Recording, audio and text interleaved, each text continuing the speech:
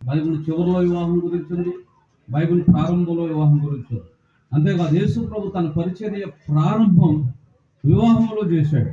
యోహాను 2వ అధ్యాయంలో కానాను పెండిలో నీటిని ద్రాక్షరసంగా మార్చడం ద్వారా ఆయన పరిచర్య ప్రారంభించాడు. ద ఫస్ట్ మిరాకిల్, యేసు ప్రభు చేసిన మొట్టమొదటి అద్భుతం నీళ్లను ద్రాక్షరసంగా. ఎందుకు చేశాడు?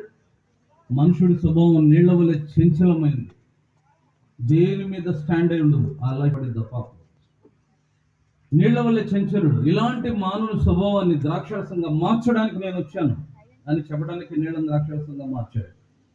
కాబట్టి ప్రభు స్తోత్రం.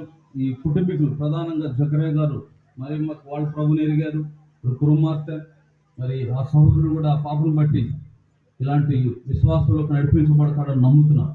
ఏదేమైనా అనేకులు దేవుని బిడ్డలు ప్రభుని ఎరిగిన వారు రావడం, ఇలా వాక్యానుసారంగా జరగాలని ఆశించడం, ఇదంతా దేవునికి మహిమార్థమైంది.